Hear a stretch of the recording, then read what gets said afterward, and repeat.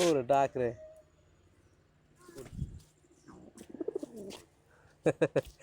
কবুতর।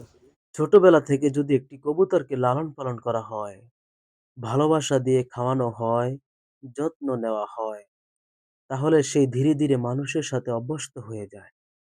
ডাক দিলে কাছে আসে, হাতের উপর বসে, এমনকি নিজের ঘর চিনে ফিরে আসে।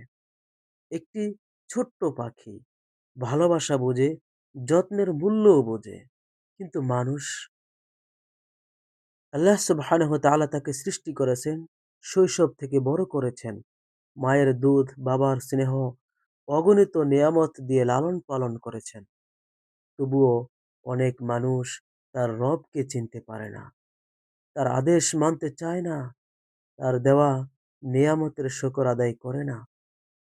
একটি কবুতর যদি ভালোবাসা বুঝতে পারে, তাহলে মানুষ কেন পারে না তার স্রষ্টার ভালোবাসা অনুভব করতে? আজ নিজেকে প্রশ্ন করি, আমি কি সেই কবুতরের থেকেও কম কৃতজ্ঞ? চলুন আমরা আমাদের রবের দিকে ফিরে আসি, কৃতজ্ঞতা, আনুগত্য আর ভালোবাসা নিয়ে।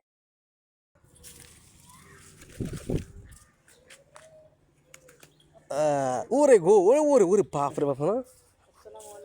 ওয়ালাইকুম আসসালাম, কি অবস্থা? এটা ফালতু লাগছে কতদিন? কতদিন? 8 মাস একের বাচ্চা থেকে? কিনন লাগে না নাকি অন্য ইয়া থেকে, মানে কোনো জায়গায় কিনা? হ্যাঁ, দেখছো? এটা থেকে একটা শিক্ষা আছে, কবুতর থেকে, কবুতরটা থেকে একটা শিক্ষা আছে।